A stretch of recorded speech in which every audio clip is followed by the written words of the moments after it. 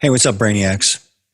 Before we dive headfirst into season 2, we wanted to take a moment to say thank you to all of you who made season 1 a great success.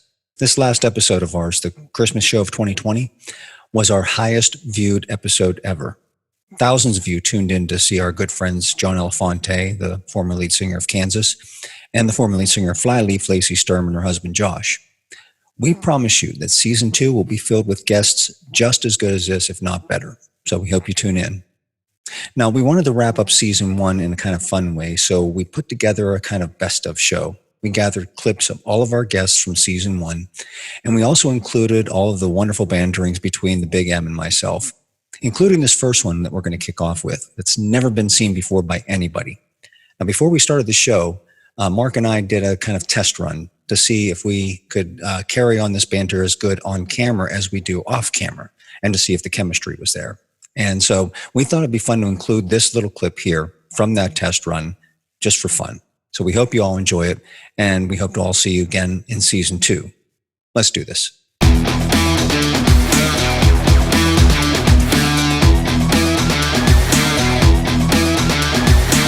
Blabber Brains.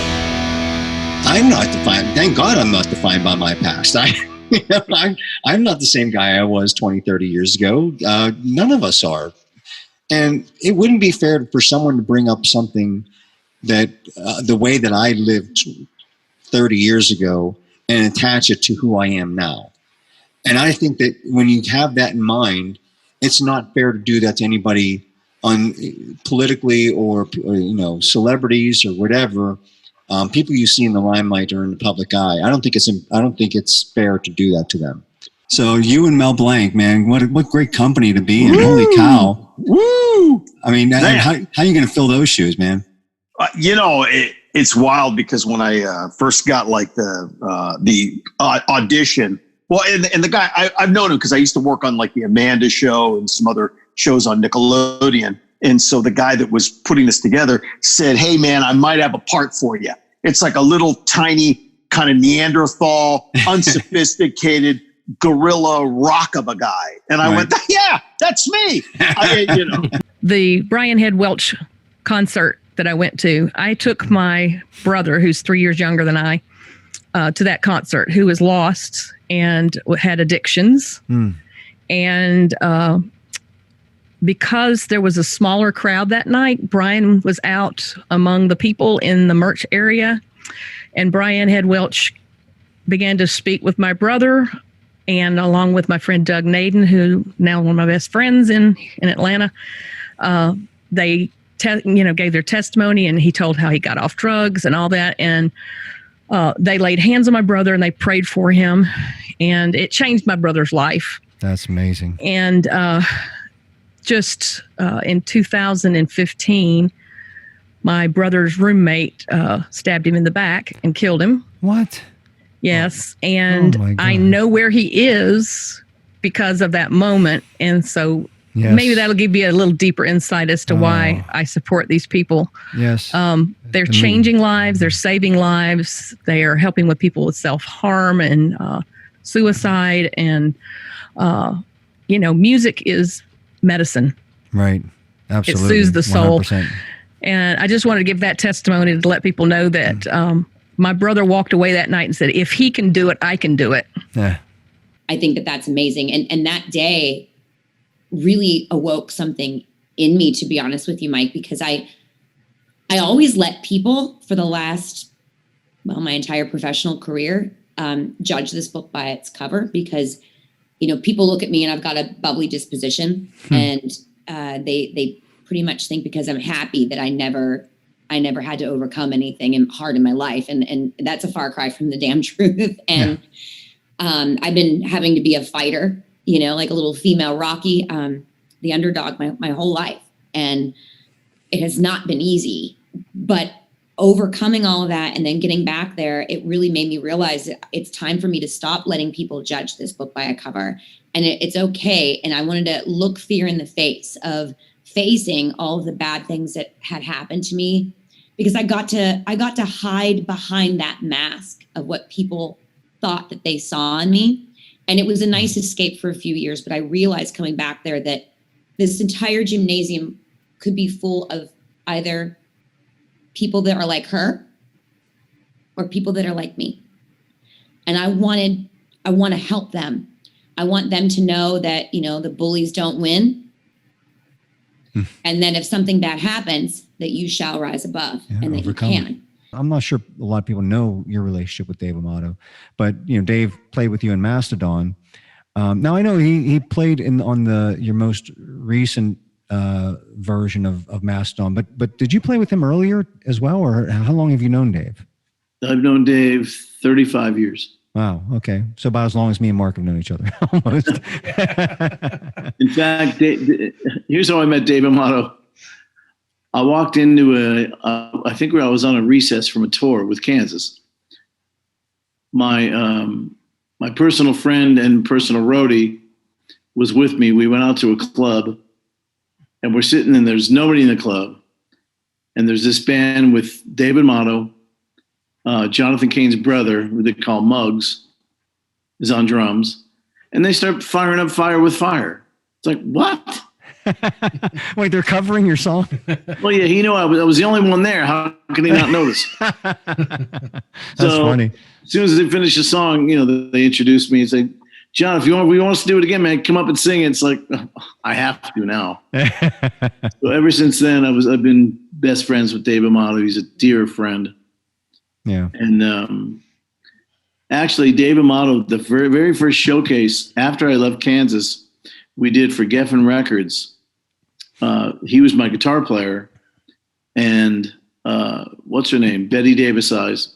Kim Carnes. Kim Carnes was there. She stole them out of my band. And then we did another showcase about a year and a half later, and in comes the guys with, I think it was MCA Records, with Cher. In comes walking Cher. Yeah. And then she stole Dave Amato. Nice. Not the way it is. The next thing I know, he's with Ted Nugent, and then he's with Bon Jovi's guitar player. What's his name? Richie Sambora. Richie Sambora. Richie, I'm in the early stages of dementia, fellas. You're not that old yet. So then they steal him, but this is all in good fun, man. I was so happy. Every time Dave Amato reached a different plateau, I was so happy for him, man. Right. And then he joined REO. He's been with REO 30 years. Oh, I know, forever. Gary Richrath has been out for a while, and he was, Gary's replacement. So, been there forever. Oh, so. Dave's great, man. Now, how much do you think that you've gained new fans from your solo stuff, or do you think that the bulk of those are carryover from Flyleaf? Or maybe it's the other way around. Maybe you have a lot of new fans that are just experiencing you. You know what's weird is I feel like this is something I feel like God did, because I was put Flyleaf and did not plan to sing ever again on stage. Like I was not trying to pursue a music career. But again, when I was, a little of my story that everybody could find on the internet, when I was 16 and planned to end my life and had this encounter with God on that day, I knew that not only going from atheist to not believing there's God and it's all random accidents to like God is real. He created us all and he's intentional. And that was really clear to me. And it was the fear of God I had the fear of God. I was terrifying to be an atheist in front of God. Right. It's just like, obviously any, created being in front of your creator, if you ever thought about that for any length of time, it kind of boggles your mind just thinking about it. But actually experiencing that for me was like, okay, I realized I didn't choose to be born and that was your idea. And so, okay, what am I doing here? And that's kind of the seasons that change in my life. I have my own ideas. And then I always, in the end, I'm like, okay, so what do you think about this idea? or he'll show me, well, that's working out. But with music, particularly after I left Flyleaf, I did not think I would be back out. And the first time I was on a stage again was telling that story I just shared. It really felt clear that even though I wasn't going to do music, that I needed to say yes to something that I didn't think I would do. which was tell my story. Franklin Graham asked me to come and tell that story of how I was suicidal. A lot of kids struggle with depression and suicide. And at that time, I was home with my son. I think, I don't figure out how old was that, Joshua? It's like a year and a half, 2 years. Wow. And he's like, we're going to do 5 shows. We're going up the Mississippi River, and we want you to come tell your story. You know, we'll give you 15 minutes, 10, 15 minutes. And the weirdest thing is, like, that was a brand new audience to me. You know, another really good friend of ours is Kevin Mcdonald. I know another part of that band. Kevin is extremely talented, and, you know, again, I think that I don't know how you gather so many people in one band that are just a group of great guys, but would you classify the Sun King Warriors as just a group of great guys? I mean, talented, great guys. I've brought this up to Jim maybe a year into playing with him, because I joined the band, I want to say end of 2015. And we were playing a gig in Altoona, a benefit show, and I told those guys that, you know, before that show, how happy I was to be playing with them, because there were no psychos in the band. Right. None. Yeah. No. Not only is everybody... That's hard to come by. Exactly. Oh, God. Isn't there always... Stories I could tell you. Exactly. Isn't there always at least one person in the band who, I don't know, just at the very least rubs you the wrong way or something? Yep. Well, Joe, I know why you're in a band that you don't have a psycho in it. You're not a psycho, and it's usually, my experience is, a lot of times the psycho in the band's a drummer. Yeah. So you got a drummer. You're a rarity. You're a great drummer, and you're not a psycho. I mean, you're. Let's hope not. You're in high demand. Well, it's, you're in high, especially in Western Pennsylvania. Sometimes it can be the singer too. So, but anyway, also, you know, besides Halloween, we got the dreaded election day coming up next week. So, I just encourage everybody to go vote. And I found out in Pennsylvania and other states, if you've already voted by mail, and you're having buyer's remorse over one candidate or the other, you actually can change your vote in Pennsylvania and other states. So if you voted for Trump or Biden and you're thinking, wait a second, I made a big mistake, and you want to change that vote, vote Pazesky. He's a much better candidate. I'm on board with his platform, even though he hasn't officially announced me as his running mate. But I would back him up if he ever. Oh, absolutely! If I win, you know what? I even put on Facebook. I even had a picture of my mail-in ballot right in Pazesky. If you're voting for me, vote early and vote often. Yes, often. Look, people usually, come on, let's just be honest, they cheat, okay? You're filling out 4 or 5 ballots anyways. You might as well make 1 for your regular candidate and 4 for the big M. Yeah, that's right. Come on, people, help me out. Yeah, I figured you wouldn't want to be part of this whole thing unless I actually win. And exactly. What's the point?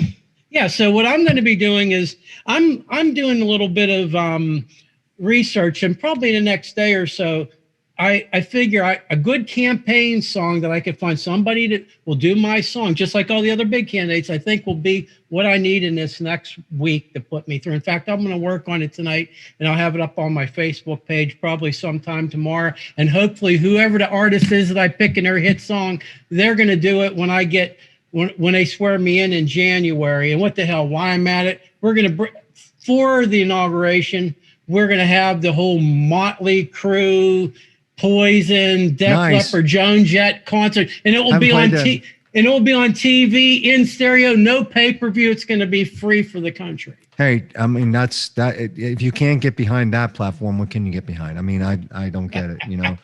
I've always kind of loved like a little bit of rock history. And a quick story. I was doing an art show at Studio Gallery O in Chicago. I had some pieces. So this is like the weirdest story, and it gets sort of convoluted, but my car had issues, so I rented a van, right? So I loaded my things, black van with tinted windows. So I drove it to Chicago, and I thought, dropped off the art, and was coming pretty much right back, to Cleveland. So it's only like 4 or 5 hours, 5 hours, 6 hours. So I'm coming back and I all of a sudden I see Gary, Indiana. I went, wait a minute, Gary, Indiana, that's the home of Michael Jackson, right? Yeah. So I pull in Gary, Indiana with this black tinted van.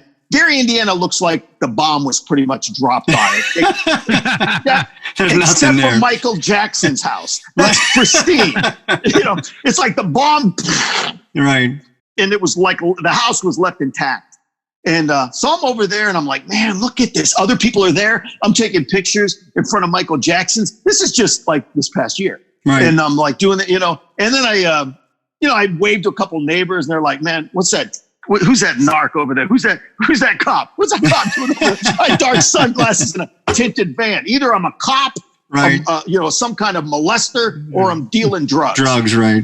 Something's up. So now I'm in the car driving back on the turnpike, going back to Cleveland, and it's starting to rain a little bit.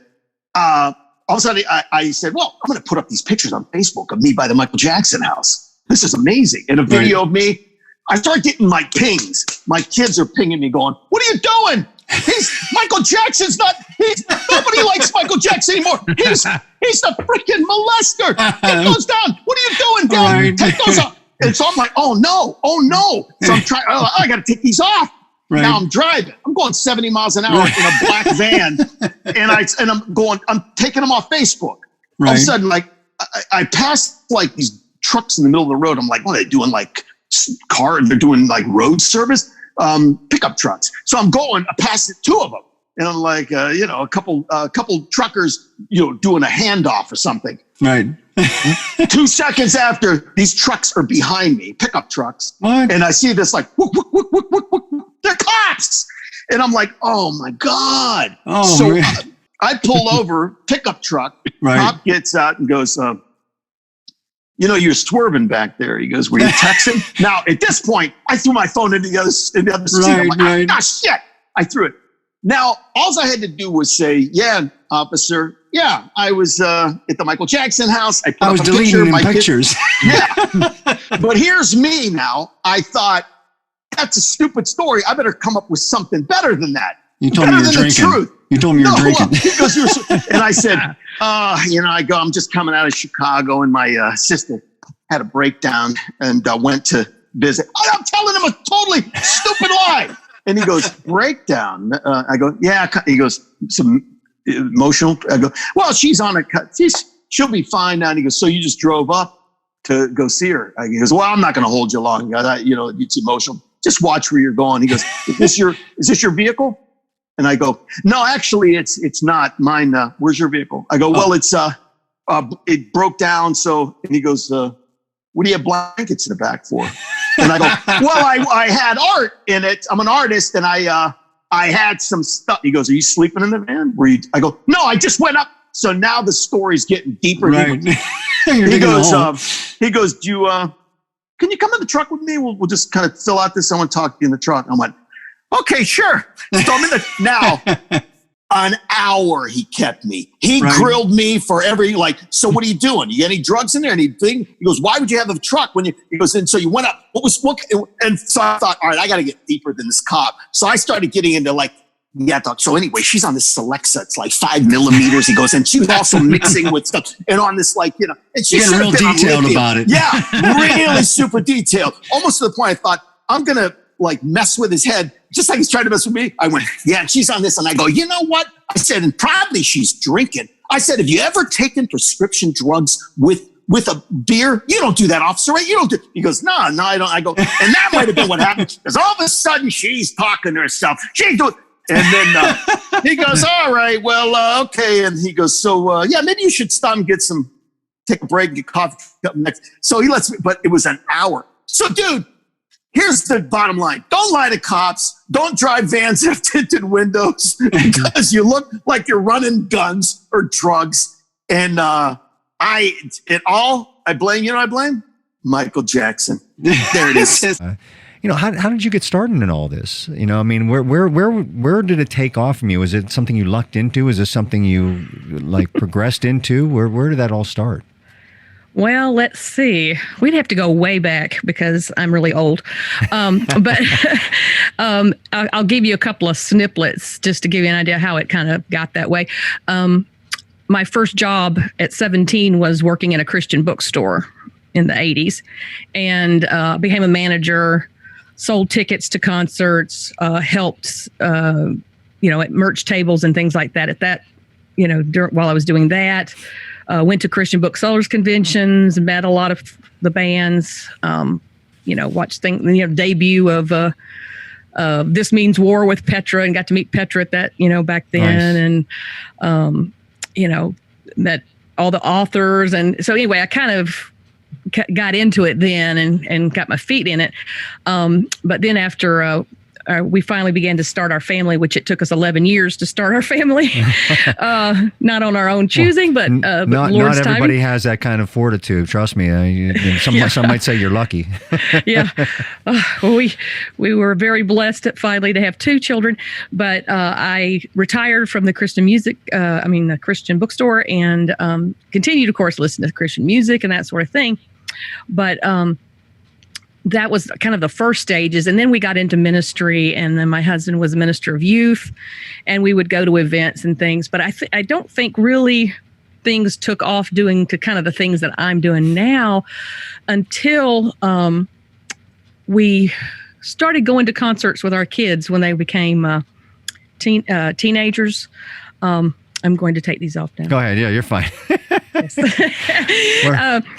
When they became teenagers, I think the first thing that sparked it was we went to see Skillet about 10 years ago, and the kids had been wanting to go really bad, and so we went, fell in love with the whole, the pyro and the whole thing. I was like, man, we've been missing out, And so they put on a show. They put on a show. Yeah, I don't care, they always put on the best shows.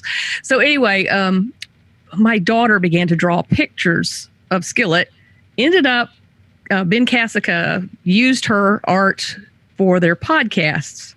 The intro that with the on the podcast where they had the cartoons, those were her drawings, and so we got to know Skillet, and it just blessed my heart how they mentored her, Corey and Ben. I still email Ben every time something happens in her life, because I feel like she's now a graphic artist, right? And it started with him investing in her. Oh, awesome. And so that was one of the things that endeared me to bands. And then as things began to progress, we started going to others, and the next big milestone, I guess, that really started catapulting me into the Mothership ministry was I went to see my friends Decipher Down and The Letter Black, which they recognized me, but I was just a regular fan at that point. I had not. It's Pittsburgh band, by the way. They live in Uniontown, Pennsylvania, just south of where I live here in Pittsburgh. So nice. Yeah. Well, I went to see them, but it was Brian Head Welch band at the time, Love and Death, was there, and I fell in love with them. I had never listened to Korn. I didn't know his whole backstory, but I especially fell in love with J.R. Bar Ice, which was the guitarist. He was 15 years old, and I was like just so fascinated with this little kid that was playing with him. Anyway, it progressed. I'm having to leave out tons of stuff, but anyway, I ended up, because his mother kept talking about how they were eating badly on the road, and I started seeing what was happening and what the needs that they had, and that they were sleeping in Walmart parking lots, and they weren't eating good food. And I was like, somebody needs to do something. And usually when you have that kind of a thought, that means it's you that needs to do something. Right. So I started fixing them snack bags and meals and different things. And I began to meet other bands while I did that, because I fed everybody on the tour. I didn't, just because I brought food to them, I wasn't going to not feed everyone else. Right. So I started bringing them food and stuff. And then JR's mom on a Facebook one day says, "Oh, when he's in Atlanta, you're his Mothership." And everybody goes, "Oh, you need to own that." And so she birthed it. Lo and behold. I really want to ignore the latest in the news with the debate last week, because oh God. I mean, what is there to say that hasn't already been said? So just for those of you out there, yeah, we probably could do like a whole show on how ridiculous that was. So let's just bypass that. Although I do want to, I want to touch on one thing. It amazes me, and this is not about the debate. This is about politics in general. It amazes me how much people like they believe everything about politics, right? They're so ingrained in it, and they're so hypersensitive, one way or the other. And people, it's political theater. Okay, most of the stuff you're seeing is not real. The yapping going on, the calling of names, this guy did this guy did that. It's political theater. That's all it is. It's like watching WWE and getting upset that the wrestlers are really going to hurt somebody and they're calling somebody out. I mean, I'm sorry, I don't watch any WWE. Do you watch WWE? When I was a teenager, I watched it before it turned into Hollywood. All right. I thought it was pretty entertaining and funny. Okay, so I'm going to date myself then. Okay, because neither one of us can probably name a current WWE wrestler, right? Other than Casey Catanzaro, maybe, only because she was on American Ninja Warrior. But let's just date ourselves. I'm going to say this is like Randy Macho Man Savage stepping up and calling out Hulk Hogan and saying, I'm going to rip his head off, and next time I see him, I'm going to kill him, and I'm going to, whatever. And he takes a chair and smashes it over his head, and people get up and, can you believe what he did? Oh my God, call the police. It would be like reacting to that in the same way that people are reacting to politics. People, 90% of everything you're seeing on the news, hearing from politicians, seeing on social media, it's political theater. It's done to guide you in one direction or another and have you choose sides and have you hate more than anything. Did you ever notice that? There's nothing that's out there that causes you to love somebody more. It only causes you to hate somebody more. I don't know. Design. There's some that seem to eat it up, and it doesn't matter once they bunker down with somebody. It doesn't matter what they do. I'm just here to say, look, people, don't believe all that you see and hear, especially from schmucks that from Congress that stand up to the microphone and start wagging their finger and calling the president this, or calling the senator this, or calling a congressman this, or congresswoman whatever. Just don't believe it. Okay, it's political theater. Why they think it still works? Well, put it this way, they do it because it does still work. Why you people allow it to work is the question. That's just mind-boggling. Speaking a little bit more of Corey and stuff, are you guys, is there plans to collaborate any more on new material, or no? Right, not right now. Lacey and Corey are like a writing. It's ridiculous how quickly. Like, they wrote 6 songs. We've only released the decree. We're about to release the second one and third one. But like, they wrote 6 songs in like 3 or 4 days. It's like they're a dynamic duo for sure. And so I think it'd be cool. I think it'd be cool to do that, but it's also cool too. We tried, like on Life Screams, we did 3 different sort of sessions. We did Lacey and Corey's session where they wrote together. We did a session with a guy named David Hodges. He used to play guitar in Evanescence back in the day. Mm-hmm. He's a producer out in LA, a writer.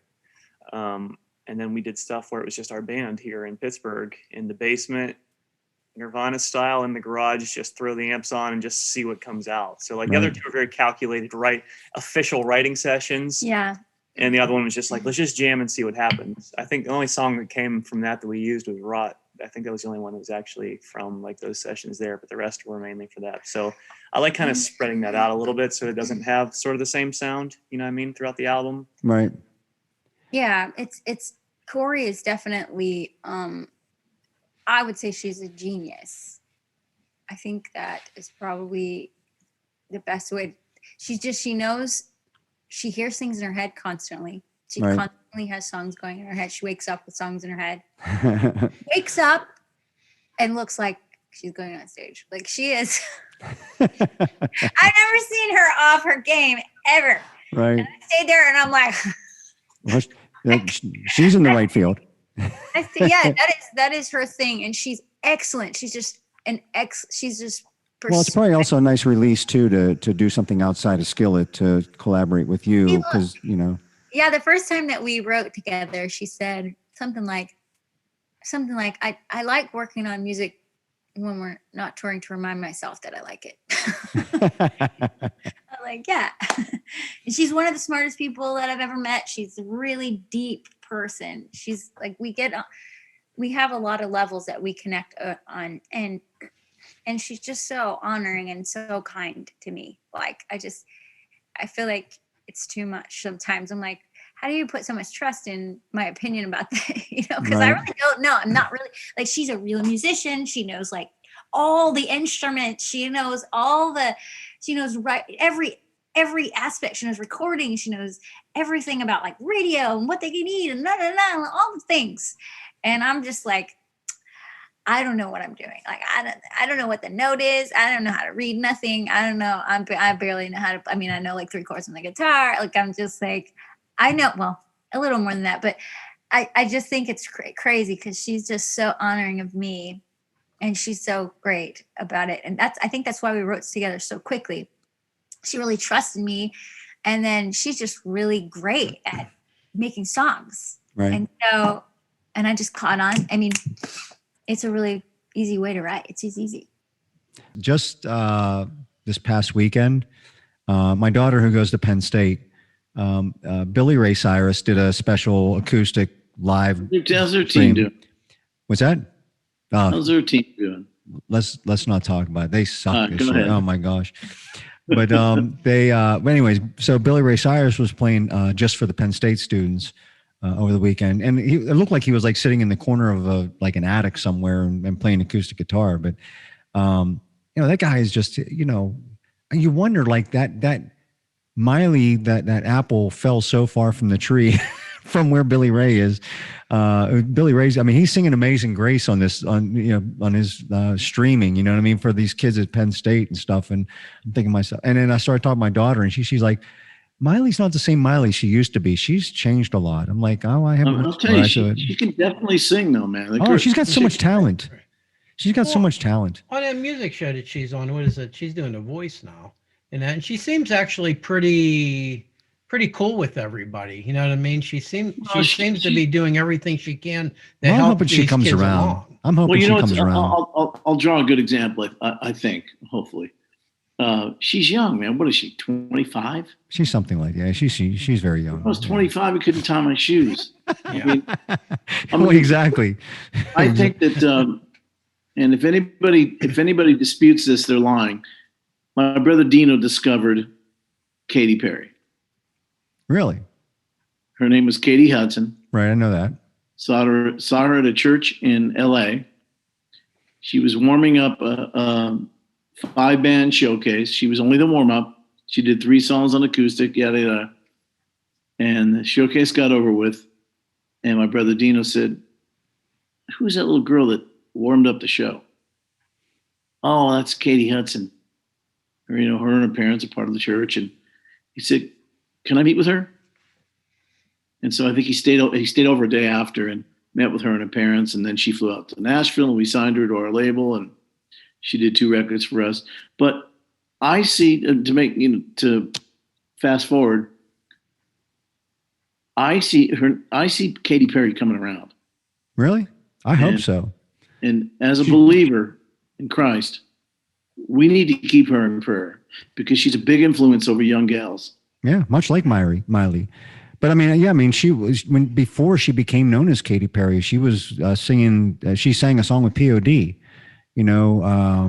back up, and she was going down that road. She was going down that Christian music road, and she definitely took a left turn. Obviously, yeah. Well, you know what? She's not. I think she's going to come back around. I would have to say that we're going to all be blown away when she comes back around. I think she's going to come back around in a big way. I love it that these young girls, like I said, that do have the revelation. You have, oh crap, what's her name that was on Wizards of Waverly Place? My daughters are going to disown me for not remembering her name. I'll think of it in a second. But anyways, like that that she is now like singing in, like there's viral videos of her singing in church, and singing gospel music and stuff like that. Selena Gomez. And really? Yeah, there's viral videos of her singing gospel music in church. And I'm like, that just like warms my heart that they're being touched at that early age to be influenced to go down that road. Michael, it's interesting you say, I'll tell you what I think happens, because I've been there. Yeah. You get there, so to speak, make a lot of money. I mean, I've never been as popular as Katy Perry or Selena Gomez, but you get there, you get to the top, and you go, wow. Is this all it is? Is this the pinnacle of everything? And then you start questioning yourself going, am I supposed to be happier now because I have millions of dollars and I have millions of fake friends? I mean, is this all there is? I've been threatening to try to get Mark out on the golf course. He's expressed about this much interest in playing golf. My problem is that I had a herniated disc in my back from a car accident years ago, and I'm not very flexible as it is. And I golf, I think it was really one time, which was 20 years ago. And when you're like 200 shots over par, you're pretty crippled up the next. You're pretty crippled up the next day. But and that was just mini golf. Yeah. And Kennywood, I think it was actually. But no, I've always I've thought about it. I'm left-handed, so I'm sure I could probably find a left-handed set of clubs fairly cheap if somebody's selling them, because there's probably not too many lefties out there. I've thought about it, and I just surely have to start with the kids, like to go out with Mike or to go out with you. You guys would already be having dinner and a few drinks, and then here I come walking in. I'm done, guys. I'm ready to eat. So I don't know how well it would work, but I've definitely I've gotten in a hell of a lot better shape with my back over the years since that time. And we'll start you out the driving range. That's all. We'll just take it easy on you. Just go and work on the mechanics. There's so many people I know who like to golf, and it would be cool to get more and get involved with it and actually be able to. I don't care if I'm good or not, but at least I could sort of hang with everybody and not be, an hour behind. And yeah, but you know what? When you go to Florida with me, you could give my dad, an ego boost, because he would be able to beat you. So, and just make him feel better about it. We could figure out a way to play in a scramble of some sort. Yeah, the scrambles are always good when you're just trying to learn, because everybody takes turns hitting the ball, and if they don't use yours, you skip it. You skip it, and some scrambles say you have to use at least everybody's, shot once or drive once or something like that, and out of 18 holes, you're going to get a drive that's usable or something along the way. So, no doubt. Yeah. Matter of fact, that's weird. I haven't played a scramble yet this year, and that's one thing that I'm missing. So, I mean, it's really, a scramble is such a different kind of mindset, Yep. I mean, everybody's in the scramble, obviously, but sometimes you hit great shots and they're still not used because another guy in your group crushed one. And so, but I like the idea of that. Plus, you're always, when you're in a scramble, you're almost always competing to hopefully win something. Yeah. And that puts a whole another spin on it, Yep, yeah. I get very competitive in scrambles, trying to at least play with a group that's got a chance. Yeah, and that cares. And that cares, what I mean? I So it's one thing I'm missing this year. I play in about 3 or 4 scrambles a year. I played in 0 this year, but that's par for the course. Pun intended. I got to do an episode and co-host an episode of the Jerome Bettis show, the OT with the Bus show, with Albie Oxenrider and my buddies, Albie Oxenrider and Richie Walsh. And I just talked to Richie a little bit ago about doing cigars and stuff with him and catching up, because it's been a hot minute. And Jerome, right? And Jerome was great. And so we did this bit on the whole Black and Gold Girls thing. And from there, it was, just kind of just talked about with me. And, you know, it was always this little thing that I did. And then the Latrobe Locals book came out, and they really, you know, honored that portion of my career in that, you know, because I was the first girl to ever do it. It won Best Fight Song of the Year with ESPN. That was cool. Yeah. And then from there, I was sweeping. I'll use a Pittsburgh term, sweeping. I was sweeping my kitchen floor on like a random like Saturday afternoon, and my phone rings, and it's this phone number that I didn't have in my phone, and I answered, and hi honey, it's Greta. And it was Greta Rooney. And wow. So they had me rewrite the song so that it would be evergreen, no players in it, and something that smart, would, really last. And I had already been working on that with the one and only, the amazing Joe Monroe, one of my best friends. I just love Joe. I mean, my family, you know, my biological family, clearly there's been some ups and some downs there. So my band family, I have always latched on to. So Joe Monroe, Joe Marini, Nick DeBattiste. Nick DeBattiste is my emergency contact, my guitar player. He's my, literally, if you go in, like if something happens to me, I'm in a car accident tomorrow, it's called Nick DeBattiste. Right. You know, so I love my band family. So he helped me put it together, and they asked me to be the celebrity performer for the Rock Steelers style fashion show. And it was to honor, from the year prior, it was to honor the late Dan Rooney. And I love Dan, and from getting to be at some of the games and be like on the field, and you know, they always say like a trip to Heinz Field with me is like a trip to the zoo. Like I'm on the field, then I'm in the tunnel, then I'm up in the thing with Smokey, then I'm gonna go for, my girlfriends are like, it's like a trip to the zoo, you know. But I was very honored to do that and to do it for Dan, because I've got to meet him, and he was just such a wonderful guy and a wonderful man. And we were in rehearsals, and I remember getting to tell Greta, her thank you, because their family, outside of like all the music stuff, you know, football and the Pittsburgh Steelers team really represented that come from grit, you know, rise into grace, inspirational, blue collar story of resilience and perseverance, in which I had to grow up in. Right. And they led the way. And I never let Pittsburgh leave my heart.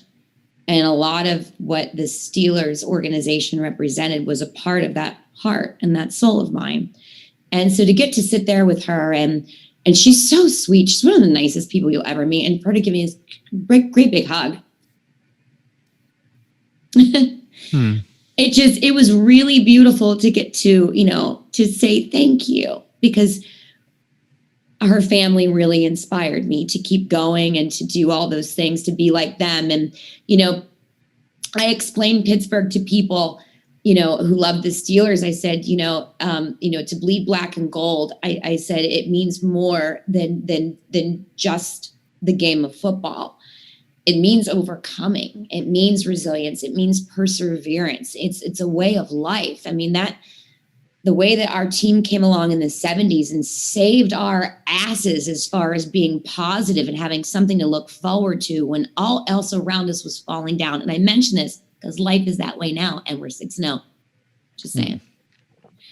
So God is a football fan, and he is a Pittsburgh Steelers fan, because when times are low in Pittsburgh and the world and things are looking grim, he rides.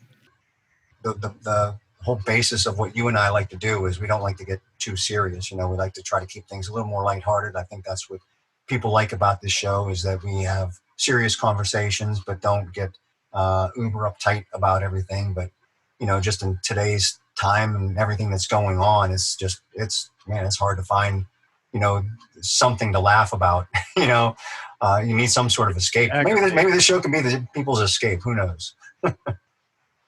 Yeah, maybe. I don't know. I'd rather be doing this right now than, well, right now, I guess the 10 o'clock news is coming up, and I don't want to watch it.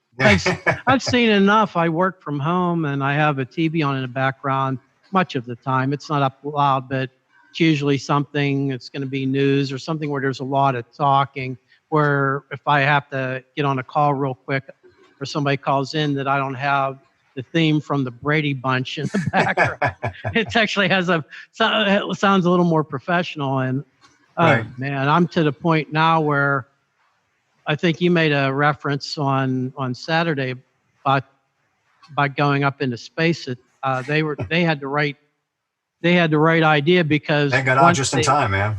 Yeah, a few hours later, oh my God. Yeah.